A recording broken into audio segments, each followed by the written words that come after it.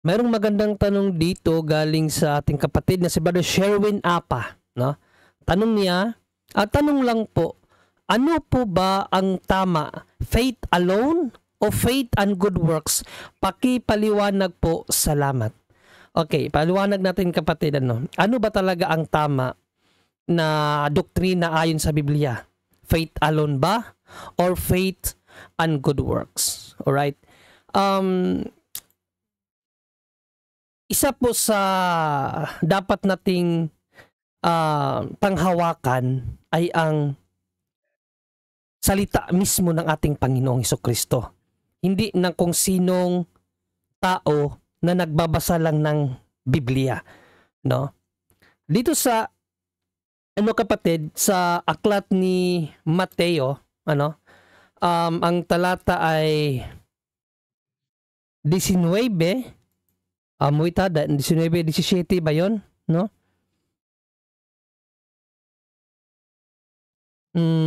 Yes, no, 19:17 of Matthew. Ito po ang sagot ng ating Panginoong Hesukristo, kapatid, sa isang Hudyo na nagtanong sa kanya kung paano magkaroon o makamit ang buhay na walang hanggan.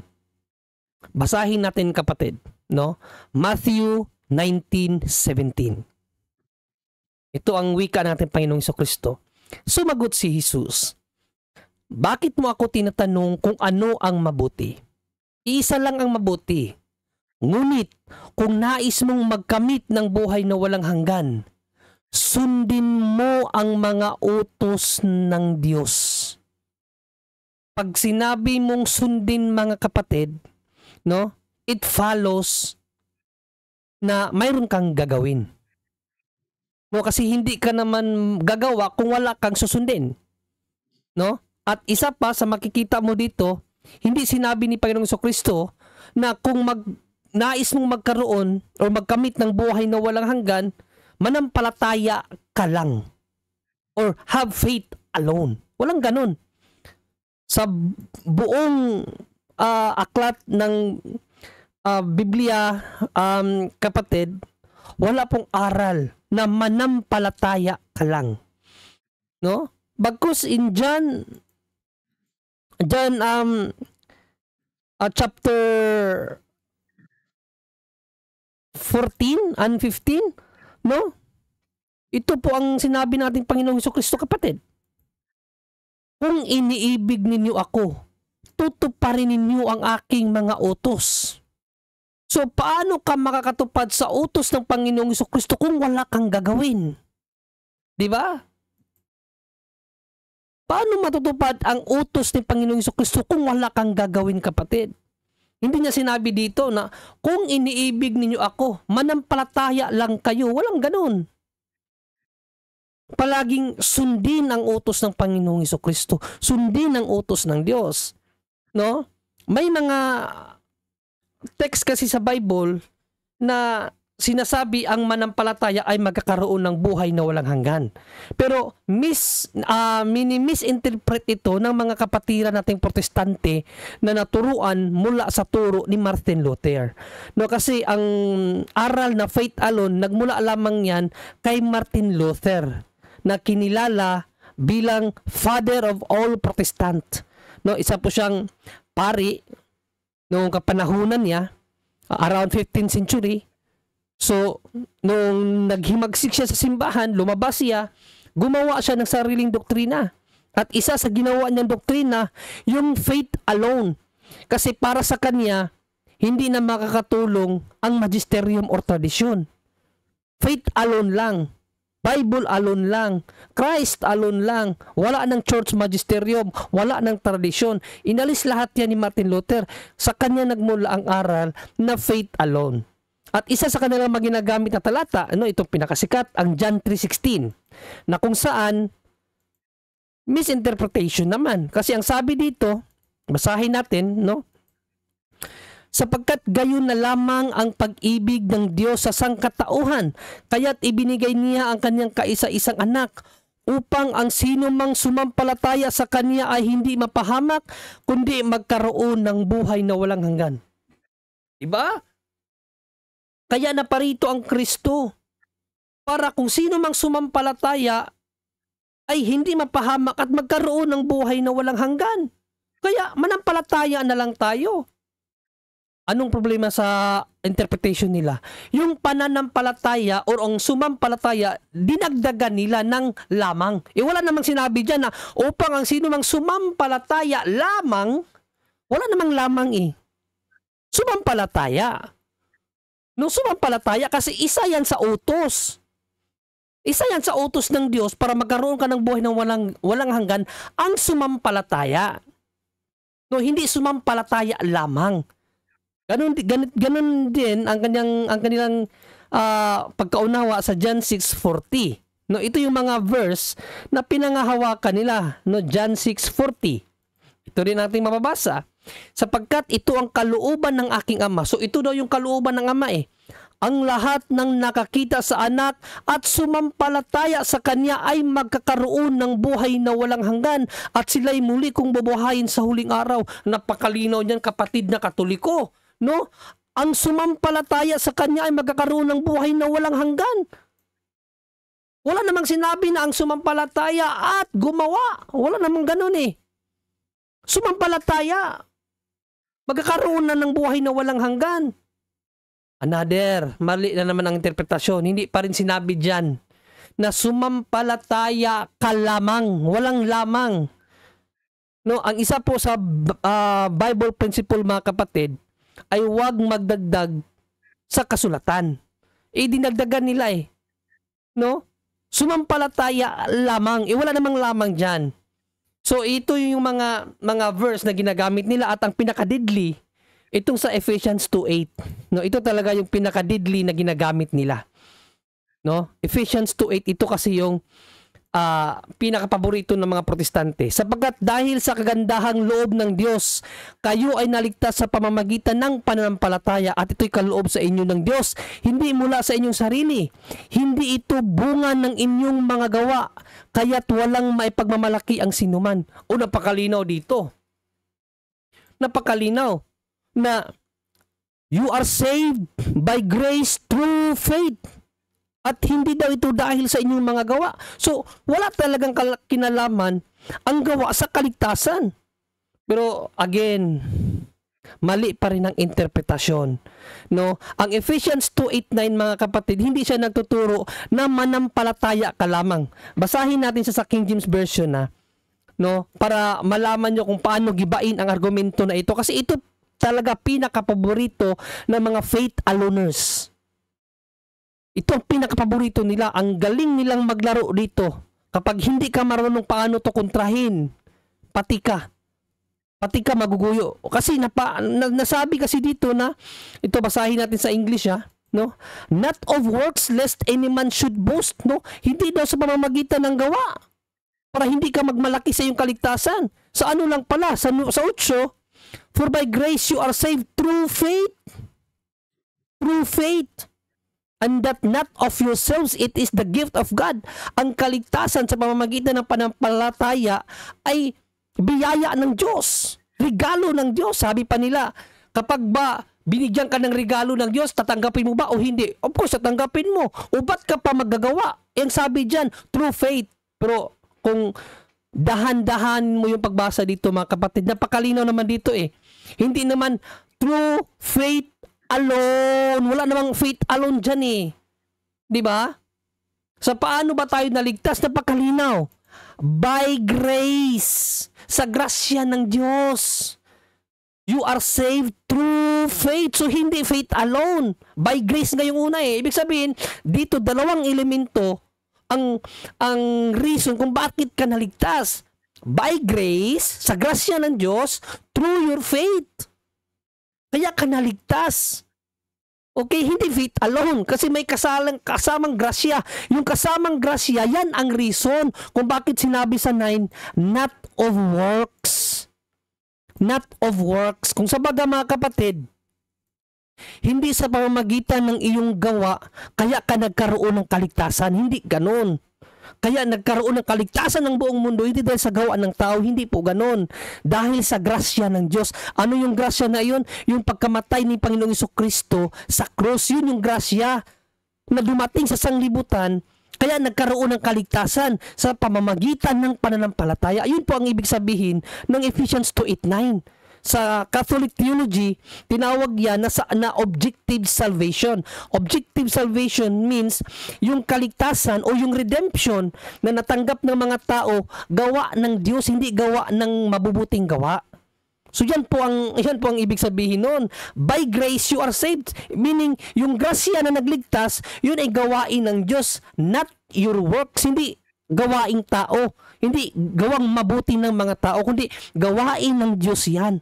Yung grasya na nagbibigay kaligtasan. At kaya naligtas dahil sa pananampalataya. So yun po ang ibig sabihin ng Ephesians 2:8-9.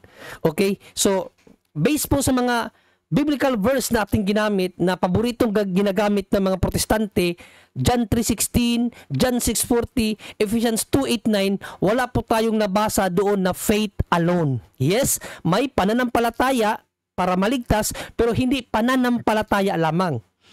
Tandaan natin palagi, ang pagpapanampalataya, isa yun sa utos ni Kristo. Diba? John 14:15, ano ang sabi ni Panginoong Jesucristo? Kung iniibig nyo ako, sundin nyo ang aking mga. Okay? So, marami siyang utos. Isa doon ang pananampalataya. Ngayon, mapuprove ba natin, biblically speaking, na ang pananampalataya lamang ay hindi makakapagligtas? Yes. No? Sa account ni Apostol na James, mga kapatid, no? Questionably ang pananampalataya lamang. No, basahin natin sa 2:14 sa Tagalog na version, 2:14 ng James. Questionably yan. Yang pananampalataya lamang, questionably kay James yan. Ito, babasahin natin, no? James 2:14. Mga kapatid, ano ang pakinabang kung sabihin ng isang tao na siya'y may pananampalataya, ngunit hindi naman niya ito pinapatunayan sa gawa? Questionable. Di ba? Maliligtas ba siya ng ganoong uri ng pananampalataya? Question niya ni St. James sa mga Kristiyano, mga kapatid. Maliligtas ba siya ng ganoong uri ng pananampalataya? Anong uri ng pananampalataya yun? Yung pananampalataya na hindi pinapatunayan sa mga gawa. Questionable yan. Ano ba ang halimbawa dito ni St. James? So, basahin natin yung patuloy, 15-16. Paano niya binigyang halimbawa yung pananampalataya na walang gawa? Ito, sa 15. Halimbawa, may isang kapatid na walang maisuot at walang makain. No? So, mayroon kayong kapatiran, ibig sabihin isang Kristiyano, wala siyang maisuot at wala siyang makain. Kung sasabihin ninyo sa kanya, patnubayan ka nawa ng Diyos, magbihis ka at magpakabusog, ngunit hindi naman ninyo siya binigyan ng kanyang kailangan, ano ang silbi niyon? Diba? Kung sabaga, nakita mo yung kapatiran, basang-basa sa ulan, wala siyang masilungan, no? Kasi pinalaya siya ng kanyang inuupahan, na wala na siyang pera, no? Pinalaya siya, ngayon inabutan siya ng ulan, wala siyang masilungan, nakita mo, kapatid mo yun, kapatid sa pananampalataya, basang-basa sa ulan, sabihin mo, naawa ka sa kanya, God bless you,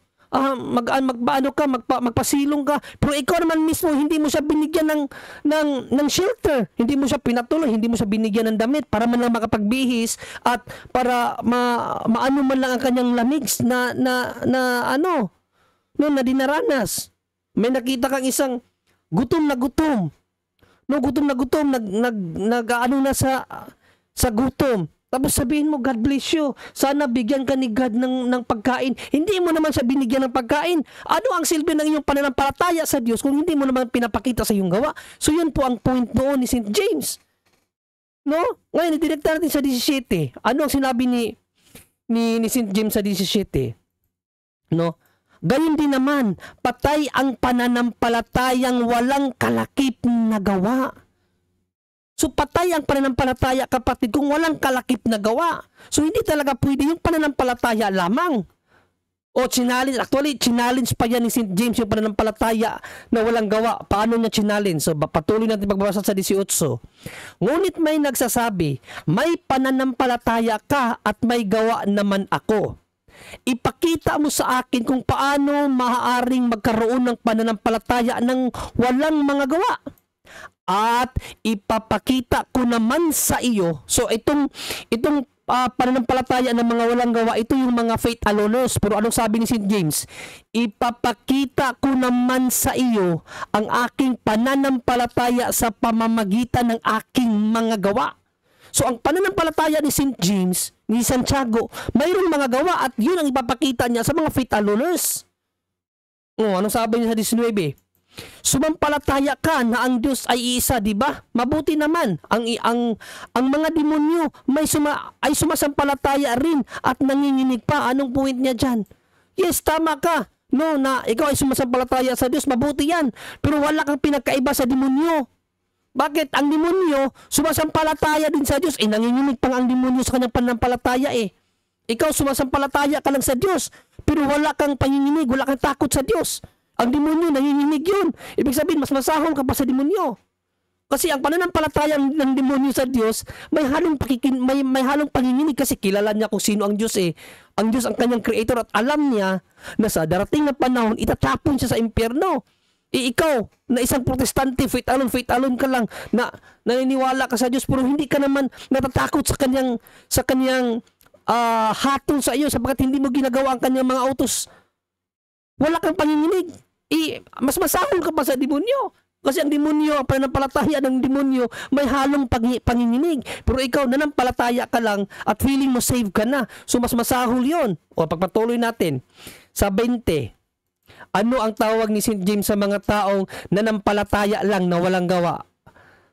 Basahin natin ano ang tawag ni St. James sa kanya. Sa 20, isa kang hangal. Kahangalan pala yun. Yung mananampalataya ka na wala kang gawa, isang kahangalan yun. No? Nais mo ba bang patunayan ko sa iyo na walang kabuluhan ang pananampalatayang walang kasamang gawa? Napaka-biblical niyan. Di ba? Sabi ni James, gusto mo bang patunayan ko sa inyo na walang kabuluhan, no? Walang kabuluhan, ha? Walang kabuluhan ang pananampalatayang walang gawa. Kaya ano ang tawag ni St. James dyan? Kahangalan, isa kang hangal. Pag yan ang pananampalataya mo, isa kang hangal. No, sa isang version ng Biblia, ang nakasulat dyan, wala kang utak. No? Sa isang version ng Biblia, wala kang utak. So, ang pananampalatayang walang gawa, mga kapatid, is kahangalan. Bakit? Patuloy natin sa 21. Hindi ba't ang ating amang si Abraham ay itinuring ng Diyos na matuwid dahil sa kaniyang mga gawa? Hindi pananampalataya lamang. No? Nang ihandog niya sa damban ang anak niyang si Isaac. So, ibig sabihin, yung pagsunod ni Father Abraham sa pag-alay kay Isaac ay tanda yun ng pagsunod niya sa utos ng Diyos. So, sumunod talaga. Hindi lang siya nanampalataya kayaw eh. Sumunod siya. So, mayroon talagang gawa ang tamang pananampalataya. Sa 22, dito ay makikita mong magkalakip ang kanyang pananampalataya at mga gawa. Ano daw? Magkalakip. Ang pananampalataya at gawa, magkalakip yan. Ang sa mga protestante, ang pananampalataya daw, ang gawa daw ay bunga. Bunga. Wala naman tayong tutol doon na yung mga gawa ay bunga. Yun ang ating pananampalataya. Totoo yun. Pero hindi pananampalataya lamang kasi nga dito magkalakip eh. Magkalakip ang kanyang pananampalataya at mga gawa. Ibig sabihin, package deal yan. Kapag nanampalataya ka sa Diyos, ibig sabihin, kinakailangan mong gumawa din. Package deal yan. Yan ang pinapakita ni Father Abraham. Kaya siya tinawag na Theophilos. Ano yung Theophilos? Friend of God. Okay, basahin natin patuloy. At naging ganap ang kanyang pananampalataya dahil sa kanyang mga gawa. Ang pananampalataya ni Father Abraham naging ganap, meaning justified. No? Naging justified si Father Abraham sa mata ng Diyos dahil ang kanyang pananampalataya may halong gawa. No, sa 23. natupad ang sinasabi ng kasulatan. Si Abraham ay sumampalataya sa Diyos at dahil dito ay itinuring ng Diyos bilang matuwid at tinawag siyang kaibigan ng Diyos. Sa Greek niyan, Theophilos. Kaya kung gusto mo maging kaibigan ng Diyos, gayahin mo si Father Abraham na hindi lang siya nanampalataya, kundi ipinapakita pa niya sa kanyang mabubuting gawa ang kanyang pagpapanampalataya sa Diyos. Kasi nga magkalakip, sabi ni St. James yun, magkalakip ang kanyang pananampalataya at kanyang mga gawa, kapatid. O sa 24, diyan ninyo makikita na itinuturing na matuwid ang isang tao dahil sa kanyang mga gawa at hindi dahil sa pananampalataya lamang. Diba? Ang aral ng mga protestante, faith alone saves. Pero dito, hindi dahil sa pananampalataya lamang. Baliktad ang aral nila. Alright? Baliktad ang aral ng mga protestante. Hindi daw dahil sa faith mo, kaya ka maliligtas. Pero sabi ni St. James, hindi dahil sa pananampalataya lamang. Kundi, itinuturing ng Diyos, no, na matuwid ang isang tao dahil sa kaniyang mga gawa at hindi dahil sa pananampalataya lamang. Kaya nga walang puwang sa Bible, mga kapatid. Ang faith alone, walang puwang yan. Hindi yan aral ng Biblia, hindi yan aral ng Diyos, hindi aral ng mga apostol yan. Bagkus sa 21-23 na pakalinaw, di ba? Na ang pananampalataya ni Father Abraham ay may kalakip na gawa, kaya siya itinuring na matuwid. Kaya siya naging justified, naging ganap sa mata ng Diyos. Dahil ang pananampalataya ay may kasamang gawa dapat. No, from 14, basahin niyo yan. James 2:14 to 24. Mga kapatid, napakalinaw dyan ang aral ni St. James. Against si St. James sa mga mananampalataya lamang na hindi naman nagpapakita ng gawa. Actually, in history, no, ang father of Protestant na si Martin Luther, ninais niyang tanggalin sa Biblia ang aklat ni Santiago. Pero hindi siya nagtagumpay. Kasi kalaban niya ang Diyos eh. Hayaan ba ng Diyos na matanggal niya yung napaka-importanting aral? Hindi hayaan ng Diyos yan. No? Kaya, hindi nangyari. No, hindi nangyari na matanggal ang itinuro ng Diyos sa mga tao na hindi pananampalataya lamang. No? Bakit? Ano ba ang tawag sa aral na pananampalataya lamang, walang gawa? Yun ay patay. No? Sa 26, direkta natin sa 26, mga kapatid. Ito ang ating mababasa sa 26. Patay ang katawang walang espiritu. Gayon din naman, patay ang pananampalatayang walang kasamang gawa. Kaya para buhay na buhay ang pananampalataya mo, samahan mo ng gawa, kapatid. No? So, napakalinaw naman siguro, no? Biblically speaking, ang aral talaga ng Biblia, manampalataya na may kasamang gawa, not by faith alone. Not by faith alone, no? Babasahin natin muli yung 24. Basahin natin sa King James. Sa King James, mga kapatid, basahin ko sa King James. You see then how that by works a man is justified and not by faith only. Sa ibang salin yan, faith alone. No, basahin natin sa ibang salin, no? Sa The Living Bible yata 'yon, no? Hindi sa sa contemporary yata, contemporary na Biblia din ito ng mga ng mga protestante, no? Contemporary saan na ba 'yon? Contemporary. Ayan.